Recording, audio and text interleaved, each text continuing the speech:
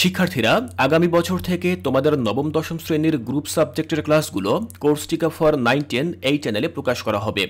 তাই নতুন ক্লাসগুলো যেন মিস না হয়ে যায়, এজন্য তোমরা এখনই কোর্সটিকা ফর 9-10 এই চ্যানেলটি সাবস্ক্রাইব করে রাখো। আসসালামু আলাইকুম প্রিয় শিক্ষার্থীরা, গত ক্লাসে আমি আলোচনা করেছিলাম তোমাদের সপ্তম শ্রেণীর বার্ষিক পরীক্ষার জন্য মাঝি কবিতা থেকে বেশ কিছু গুরুত্বপূর্ণ এমসিকিউ। আজকে আলোচনা করব ঠিক তার পরবর্তী কবিতা ময়নামতির চর। এই কবিতার বেশ কিছু গুরুত্বপূর্ণ এমসিকিউ। তোমরা জানো যে আগামী ডিসেম্বরে তোমাদের বার্ষিক পরীক্ষা অর্থাৎ অ্যানুয়াল এক্সামিনেশন হবে, এবং সেই পরীক্ষা কিন্তু আগের নিয়মে অর্থাৎ নতুন কারিকুলামের নিয়মে আর হবে না। সেই পরীক্ষায় প্রশ্নপত্র থাকবে এবং সেই প্রশ্নপত্রের একটা অংশে কিন্তু এমসিকিউ থাকবে। আর এই জন্য কোর্সটিকায় আমি তোমাদের প্রত্যেকটি সাবজেক্টের উপরে গুরুত্বপূর্ণ যে সকল এমসিকিউগুলো রয়েছে সেগুলো উত্তর সহ বুঝিয়ে দেব। তাহলে চলো আজকে দেখে নিচ্ছি যে ময়নামতির চর যেটি লিখেছেন বন্দে আলী মিয়া, এই কবিতা থেকে আমরা কোন কোন এমসিকিউগুলো বার্ষিক পরীক্ষার জন্য পড়তে পারি। শিক্ষার্থীরা, ময়নামতির চর এই কবিতাটি রয়েছে তোমাদের বাংলা বইয়ের ষষ্ঠ অধ্যায়ের প্রথম পরিচ্ছেদ এবং কবিতা নম্বর 2, যেটি লিখেছেন বন্দে আলী মিয়া। দেখো, প্রথম যে প্রশ্নটি সেটি হচ্ছে ময়নামতির চর কবিতার লেখককে। আমরা জানি ময়নামতির চর কবিতার লেখক হচ্ছেন বন্দে আলী মিয়া। দ্বিতীয় প্রশ্ন, ময়নামতির চর কবিতায় কবি কি বর্ণনা করেছেন? কবি একটি চরের বর্ণনা করেছেন। এরপর 3 নম্বর বলা হয়েছে কবিতায় কোন প্রাণীর উল্লেখ নেই? কবিতায় হরিণ এই প্রাণীটির উল্লেখ নেই। আমরা এই কবিতায় বিভিন্ন প্রাণী দেখেছিলাম, যেমন কুমির, গরু, গাংচিল, তারপর শূকর, এই প্রাণীর নামও কিন্তু আমরা সেখানে দেখেছিলাম, কিন্তু সেখানে হরিণের নাম ছিল না। ঠিক এভাবেই কিন্তু তোমাদের পড়তে হবে, যাতে করে এমন এমন জায়গা থেকে প্রশ্ন আসলে তোমরা তার সঠিক উত্তর দিতে পারো। দেখো, পরবর্তী প্রশ্ন 4 নম্বরে জানতে চাওয়া হয়েছে ময়নামতির চরটি কেমন? ময়নামতির চরটি হচ্ছে আগাছায় ভরা। 5 বলা হয়েছে চাষি কখন জমি চাষ করেন? চাষি সকালে জমি চাষ করেন। 6 কুমিরেরা কিভাবে রোদ পোহায়? কুমিরেরা হাঁটতে হাঁটতে রোদ পোহায়। এরপর 7 দেখো বলা হয়েছে গাংচিল কিভাবে মাছ খায়?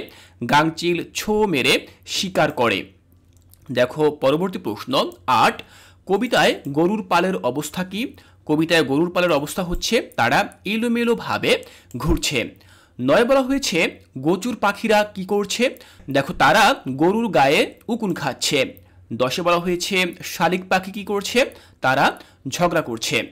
শিক্ষার্থীরা দেখো, তোমরা তোমাদের মূল বইয়ে যে কবিতাগুলো রয়েছে সেই কবিতাগুলো একেবারে লাইন বাই লাইন পড়বে, যাতে করে প্রত্যেকটি লাইন থেকে তোমরা প্রশ্ন খুঁজে বের করতে পারো, এবং একই সাথে যে কোনো জায়গা থেকে প্রশ্ন আসলে তোমরা যেন তার সঠিক উত্তর দিতে পারো। কারণ কোন জায়গা থেকে প্রশ্ন আসবে তা কিন্তু শতভাগ নিশ্চয়তা দিয়ে কেউ বলতে পারবে না।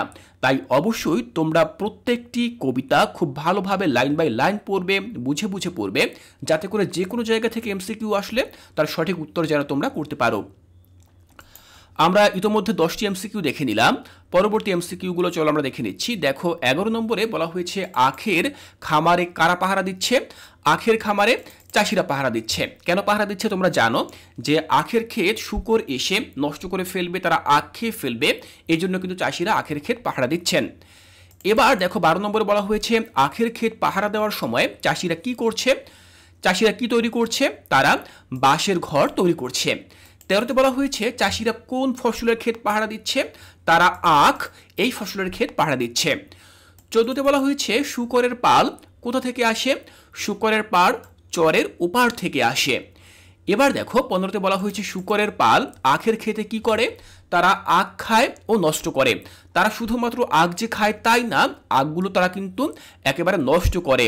আমাদের বাংলা বইতে কিন্তু উল্লেখ করা হয়েছিল যে পয়মাল করে দেয়, অর্থাৎ আখগুলো নষ্ট করে ফেলে। 16তে বলা হয়েছে কবিতার প্রধান বিষয় কি? কবিতার প্রধান বিষয় হচ্ছে চরের প্রাত্যহিক চিত্র। 17 ময়নামতির চরে কোন পাখি মাছ শিকার করে? দেখো, গাংচিল পাখি মাছ শিকার করে। 18 শূকরের পাল কিভাবে আখের খেতে আসে? তারা পদ্মা নদীর সাঁতরে, তারা পদ্মা নদীর সাঁতরে আখের খেতে আখ খেতে আসে। এবার দেখো, 19 বলা হয়েছে কবিতায় আখের খেতে শূকরের আক্রমণ থেকে কিভাবে রক্ষা করা হয়? রাতভর পাহারা দিয়ে। অর্থাৎ চাষিরা তারা রাতভর তাদের আখের ক্ষেত পাহারা দেয়, যাতে করে এই শূকরের আক্রমণ থেকে সেই আখের ক্ষেত রক্ষা করা যায়। 20 বলা হয়েছে কবিতায় উল্লেখিত গোচুর পাখির কাজ কি? তাদের কাজ হচ্ছে গরুর গায়ে থাকা উকুন খাওয়া। 21-এ বলা হয়েছে ময়নামতির চর কেমন জায়গা, সেই জায়গাটি হচ্ছে শুকনো ও আগাছায় ভরা। শিক্ষার্থীরা খেয়াল করো, প্রতিটি এমসিকিউতেই কিন্তু 4টি করে অপশন রয়েছে এবং সেখান থেকে যে কোনো একটি উত্তর তোমাকে সঠিক হিসেবে দাগাতে হবে। আমি প্রত্যেকটি এমসিকিউ থেকে যেই সঠিক উত্তরটি রয়েছে শুধুমাত্র সেটি তোমাদেরকে পড়ে শোনাচ্ছি, বাকি যেগুলো রয়েছে সেগুলো পড়ে শোনাচ্ছি না। কিন্তু তারপরেও তোমরা যখন প্র্যাকটিস করবে তোমরা অবশ্যই প্রতিটি এমসিকিউর প্রতিটি অপশন ধরে ধরে প্র্যাকটিস করবে। এতে করে তোমরা বুঝতে পারবে যে এক একটি এমসিকিউতে কী ধরনের অপশন দেওয়া হতে পারে। চলো পরবর্তী প্রশ্নগুলো দেখে নিচ্ছি। দেখো 22-এ বলা হয়েছে যে শালিক পাখির ঝগড়ার কারণ কি। তার ঝগড়ার কারণ হচ্ছে কোনো কাজ না থাকায়, অর্থাৎ শালিক পাখির কোনো কাজ নেই, এই জন্য তারা ঝগড়া করছে। 23-এ বলা হয়েছে কবিতায় চাষিরা কি ফসল চাষ করছে। দেখো কলাই ও আখ চাষ করছে। 24 চাষিরা ক্ষেত পাহারা দিতে কোন সময়ে আগুনের মশাল জ্বালায়।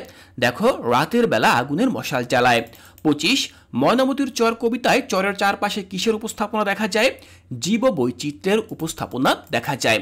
তাহলে শিক্ষার্থীরা তোমরা দেখলে আমি তোমাদের সাথে তোমাদের বাংলা বই থেকে ময়নামতির চর এই কবিতার বেশ কিছু গুরুত্বপূর্ণ এমসিকিউ বুঝিয়ে দিলাম। আমি আশা করছি এই এমসিকিউগুলো পড়লে তোমরা তোমাদের বার্ষিক পরীক্ষার জন্য কমন পেয়ে যাবে। তাই তোমাদের প্রতি পরামর্শ থাকবে তোমরা অবশ্যই এই প্রতিটি প্রশ্ন খুব ভালোভাবে পড়বে, ভালোভাবে বুঝবে এবং বাসায় বসে প্র্যাকটিস করবে। শিক্ষার্থীরা এর পরবর্তী ক্লাসে আমি তোমাদের বাংলা বই থেকে পরবর্তী যে কবিতাটি রয়েছে নোলক কবিতা, সেই কবিতার যে গুরুত্বপূর্ণ এমসিকিউগুলো রয়েছে সেই প্রশ্নগুলো তোমাদেরকে পড়ে বুঝিয়ে দেব। তাই কোর্সটিকায় এর পরবর্তী ক্লাসগুলো দেখার আমন্ত্রণ জানিয়ে আজকের এই ক্লাসটি এখানেই শেষ করছি।